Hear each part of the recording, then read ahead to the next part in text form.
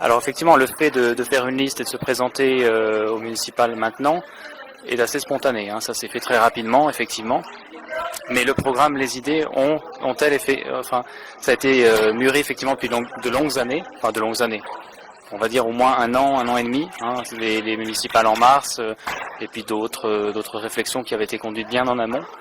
Et on a une liste de personnes qui viennent de différents mouvements, de différents partis, d'associations, de la société civile de manière générale. Alors cette démarche qui à la base n'était pas vouée à lancer une liste lors des élections municipales, elle s'est transformée au fil du temps en fait. C'est parti d'une démarche citoyenne dans une démarche politique par après, c'est ça? Voilà, ce qui nous a intéressé au départ, c'était de marquer véritablement le débat politique. Donc comment le marquer? Tout simplement déjà se réunir entre tous ceux qui veulent faire la démarche. Et on a eu tous un peu la même idée au même moment, ça a commencé à se propager assez rapidement. On avait déjà noué des contacts en fait pendant l'été, on s'était déjà un peu rencontrés, on se connaissait déjà parce qu'on était intéressés de savoir qui a fait quoi, dans quelle liste, dans quelle équipe, donc on avait déjà eu cette ouverture-là et on s'était déjà bien entendu, donc ça a facilité les choses à ce moment-là. Et pour exister, pour se faire entendre, il faut communiquer. Et alors communiquer, nous avions tout simplement déjà l'idée de faire un texte qui présenterait notre démarche, ce que l'on a envie déjà pour Colmar. Et donc on a fait un manifeste pour Colmar. Et le titre finalement qui a été trouvé, que j'ai fini par proposer, c'est « Bougeons les lignes », qui est le titre que nous avons gardé pour le manifeste. Et finalement toute la démarche allait garder la même appellation, ça allait être « Bougeons les lignes partout ». Donc finalement on a publié ce manifeste, on l'a envoyé à la presse, on l'a publié sur notre blog qui était vraiment un blog plus artisanal à l'époque parce que 2008 c'était quand même les débuts d'Internet en politique, car on était les premiers vraiment à l'utiliser sur Colmar. Les autres acteurs politiques étaient plus dans un jeu classique avec distribution de tracts, documents papier, passage à la télé, etc.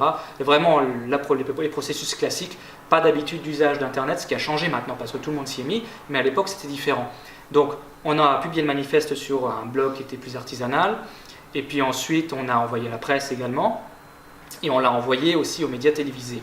Ce qui fait qu'on a eu publication dans l'Alsace, les DNA, et puis on avait fait 49 signataires. C'est-à-dire que comme pour faire une liste à Colmar... Le même nombre que pour une liste de conseil municipal à Colmar. C'est ça. Voilà. Pour faire une liste à Colmar, il faut 49 participants, 49 candidats.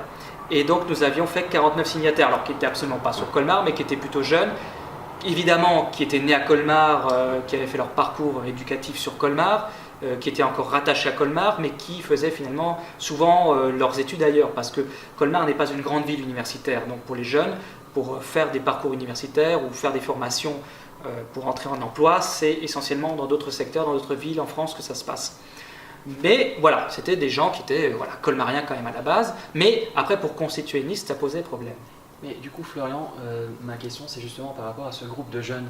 Est-ce qu'on était sur des jeunes qui étaient déjà politisés ou c'est plus des jeunes qui venaient de la société civile ou de background assez différents? Quel profil est-ce qu'on avait dans ces listes? C'est intéressant parce qu'on avait de tout.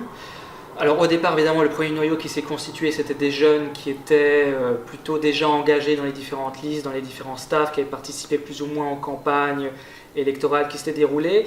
Et après, il y a différentes manières aussi d'être encartés. Il y en avait qui étaient plus encartés, plus engagés dans la campagne, plus intéressés vraiment par l'action politique et plus déjà dans l'action au niveau de l'élection. Il y en avait qui étaient déjà encartés mais qui avaient plus de recul aussi par rapport à ça, qui étaient venus sur la liste parce que voilà, c'était pour participer, pour un peu regarder. Donc il n'y avait pas forcément le même niveau d'engagement à ce niveau-là. Et puis on a eu des jeunes non encartés qui sont venus par la suite, qu'on connaissait, des amis que nous avions contactés et qui se sont bien engagés aussi dans la démarche. Voilà, donc c'était finalement très diversifié. C'était vraiment tout court en politique, des fois même sans étiquette.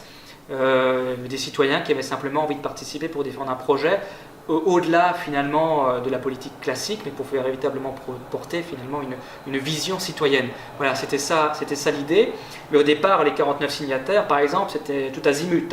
C'était des amis, des connaissances qu'on avait, qui étudiaient à tel endroit, à tel moment, mais qui étaient tous en lien évidemment avec Colmar, et 49 qui ont signé. Par contre, la problématique, c'est qu'on ne pouvait pas forcément après de nouveau les solliciter pour faire partie d'une liste. C'est ça la différence. Donc en fait, les 49 signataires qu'on avait n'allaient pas forcément être les 49 candidats. Et d'ailleurs, ils ne seraient pas les 49 candidats de la liste au final.